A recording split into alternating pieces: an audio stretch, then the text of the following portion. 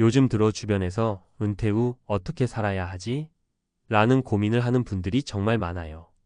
직업이 무엇이든 한평생 열심히 일만 하다 보면 정작 은퇴 준비를 꼼꼼히 챙기기가 쉽지 않죠. 특히나 소방관처럼 공적 임무를 수행한 분들은 매일매일의 현장이 너무 급박하고 위험하다 보니 미래 설계를 미뤄두기 일쑤입니다. 그런데 안타깝게도 정말 중요한 선택은 바로 은퇴 이후를 어떻게 살아갈 것인지에 달려 있더라고요. 오늘 이야기의 주인공은 소방관으로 30년 넘게 봉직한 58세 김재훈 가명님이에요. 젊은 시절부터 남들 쉬는 시간에도 화재 진압, 구조 업무로 몸이 부서져라 뛰어다니고 각종 위험과 싸워온 분이죠. 정년을 맞이하면서 자연스럽게 국민연금을 비롯해 여러 연금 수령 시점을 고민하게 됐다고 해요. 언뜻 들었을 때 연금을 늦게 받으면 더 많이 받을 수 있다라는 말에 꽂혀서 조금이라도 더 유리해 보이는 선택을 했다고 하는데요. 막상 은퇴를 하고 나니 생각지 못했던 생활비 공백, 몸이 예전 같지 않아서 추가로 일자리 구하기 어려운 현실, 그러면서 예상치 못한 치료비와 각종 지출이 겹치면서 큰 어려움을 겪게 되었다고 합니다. 오늘은 이런 이야기를 통해 은퇴 후 삶을 어떻게 준비해야 하는지 같이 생각해 볼까 해요. 1. 김재훈 님의 첫 번째 좌절 예상치 못한 생활비 부족. 소방관으로 일했을 때는 매달 월급이 꼬박꼬박 들어오고 당연히 각종 수당도 있었죠. 그런데 막상 은퇴를 하고 나니 이런 식으로 갑자기 월 소득이 사라지는구나 라고 깨닫게 되더랍니다. 게다가 연금을 받으면 어느 정도는 커버가 될 줄 알았는데 연금을 몇 년 미룬 탓에 당장 쓸 돈이 부족해진 거죠. 주변에서는 조금만 더 버티면 연금액이 늘어나니까 그게 훨씬 낫다고들 하니까 당장은 은퇴 자금에서 꺼냈으면 되겠지 하고 쉽게 생각했대요. 막상 은퇴 후 실질적인 생활비를 따져보니 공과금, 식비, 부부 건강검진비, 부모님 용돈, 심지어 취미생활 비용까지 하나하나 모자람이 느껴지는 상황이었어요. 이러다 보니 빨리 다른 일을 찾아야겠다라고 마음먹었지만 이미 58세이고 요즘 몸 상태도 예전만 못하다 보니 체력적으로 소화할 수 있는 일이 마땅치 않았습니다. 소방관 시절에는 누구보다 건강을 자신했지만 막상 은퇴하고 나니 근무 시절 쌓였던 무릎 관절 통증, 허리 질환 등이 발목을 잡기 시작했죠. 결국 몇 개월 만에 적금, 예적금까지 깼으면서 생활을 이어가야 했다고 합니다. 2. 다른 사람들의 사례에서 배운 교훈. 사실 김재훈님 사례만 있는 게 아니에요. 주변을 둘러보면 은퇴 준비를 제대로 하지 못해서 힘든 상황에 부닥친 분들이 적지 않습니다. 여기 비슷한 고민으로 힘들어했던 세 사람의 이야기를 들어볼게요. 사례 A 62세 건설 현장 소장 난 퇴직금만 믿었다가 건설회사에서 꽤 높은 직급까지 올라가셨던 박성호 가명님은 정년 퇴임 후에 퇴직금만 넉넉히 받아놓으면 은퇴 생활이 여유로울 줄 알았다고 해요. 그런데 현실은 달랐습니다. 막상 퇴직금을 받자마자 자녀 결혼자금, 주택담보대출 일부 상환 등에 우르르 들어가다 보니 정작 생활비로 쓸 돈이 얼마 남지 않는 겁니다. 더군다나 박성호 님도 연금 수령을 늦추면 연간 수령액이 오른다니까 좀 더 늦춰보자라고 결심했는데 월급이 끊긴 순간부터 생활비 블랙홀이 시작되어 버린 거예요. 어떤 달은 카드값이 밀려서 곤란을 겪기도 했고 결국 임시직이나 일용직을 전전하며 겨우겨우 생활비를 마련하고 있다고 합니다. 교훈 퇴직금이 생각보다 빨리 소진될 수 있어요.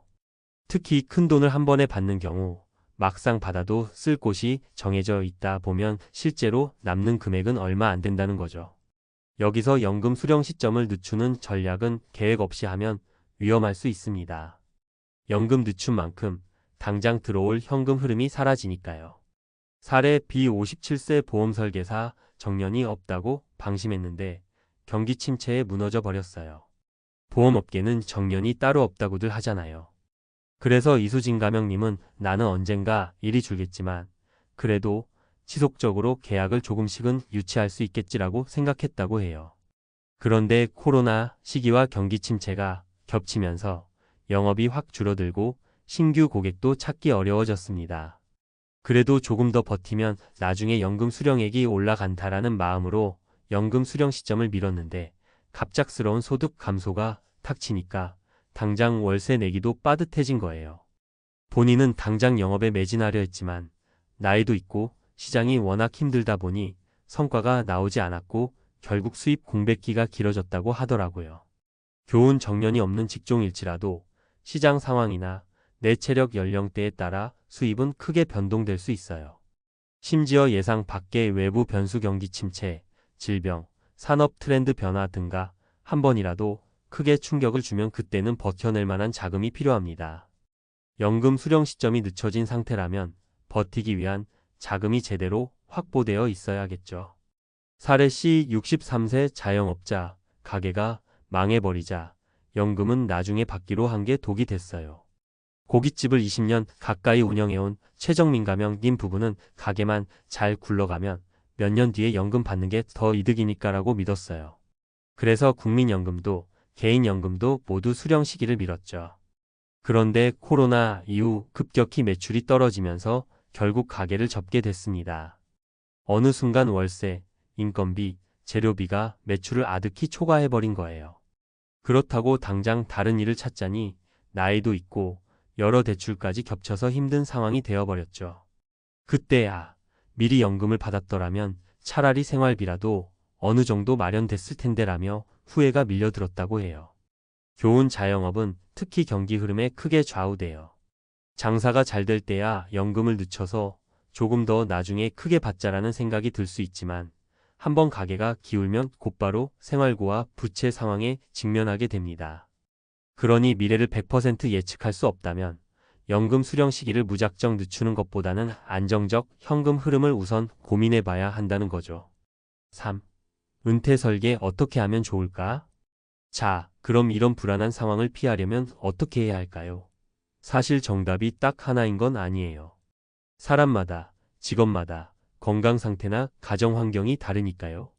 그래도 크게 4가지 정도는 꼭 챙기시면 좋겠어요. 현금 흐름 계산하기. 내가 은퇴 후 매달 꼭 필요한 생활비가 얼마인지를 정확히 아는 게 우선이에요. 그 다음에 연금을 언제부터 얼마나 받을지를 시뮬레이션해 보면서 그 사이에 발생할 공백을 채울 만한 자금이 있는지 따져보셔야 합니다. 건강 상태 앤드 심리적 여유 고려하기. 나이가 들수록 병원비 지출이 예상보다 클 수 있어요. 무릎이나 허리 같은 관절 질환, 고혈압이나 당뇨 등의 만성 질환이 생기면 매달 병원비가 확 늘어나죠. 여기에 심리적 여유도 중요해요. 돈이 부족하면 마음의 여유가 사라져서 우울감에 빠지기 쉬워요. 추가 수입원 찾기. 꼭 연금만 바라보기보다는 은퇴 후에도 적은 수입이라도 지속적으로 생길 수 있는 무언가를 고민해보면 좋겠어요. 예를 들어 취미를 살린 강의, 자격증을 활용한 소규모 컨설팅 또는 재택 알바 같은 것들이요. 연금 수령 시점 신중하게 결정하기. 연금을 늦춰 받으면 분명 액수가 늘어나는 장점이 있지만 그 사이 갑작스러운 수입 공백, 건강 악화, 경기 변동 등은 내 생활을 크게 흔들 수 있어요. 그러니 전문가와 상의해서 나의 전체 자산과 지출 계획을 종합적으로 본 뒤 결정해야 해요. 4. 마무리하며. 김재훈님 같은 경우를 보면 평생을 소방관으로 헌신하시고 나서 은퇴 후에는 더 편하고 안정적인 삶이 펼쳐져야 마땅한데 연금 선택 하나가 이렇게 큰 영향을 줄 줄은 미처 몰랐을 거예요.